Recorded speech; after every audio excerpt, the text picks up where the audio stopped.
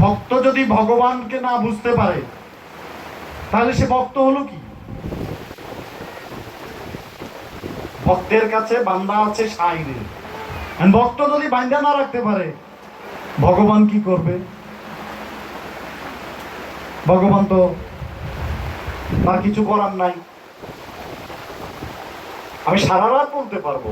ওই বাবা আমারে ভক্তি দিয়া বললো, অনুরোধ করছে যে বাবা আজকে একটু বলেন। আমি বললাম যে বাবা কি বলবো, বলার তো কিছু নাই, বলার কথা একটাই, প্রেম। আমি 5 বছর বয়সে যেটা শিখছি, বাবা জাহাঙ্গীরের যত জায়গায় গেছি, বাবা জাহাঙ্গীরের কাছে আসছি, ওখানে ওই একই বিষয়ই উনিও বলছেন।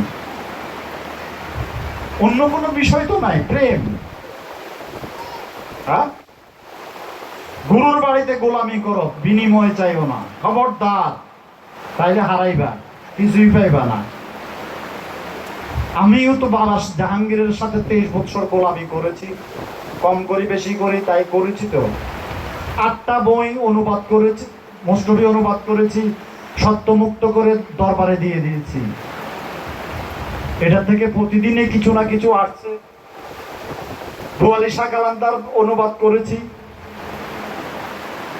ওই কোনো ভক্তের কাছে তো একটা টাকা চাই নেই, কোনো ভক্ত ভাইয়ের কাছে চাই নেই, কারো কাছে হাত পাতি নেই। তাহলে আমার মুর্শিদ কিভাবে করালেন?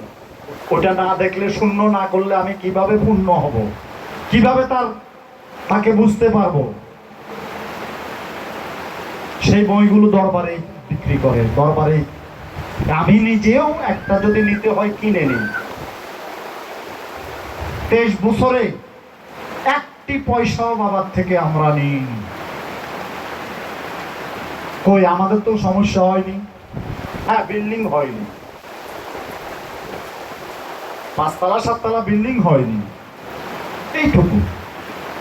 সেটাও করে দেবে, দিচ্ছে এখন। সে যাওয়ার পরে এখন দিচ্ছে, কিভাবে দিচ্ছে নিজেও বুঝি না। কোত্থেকে কিভাবে এসে যায়।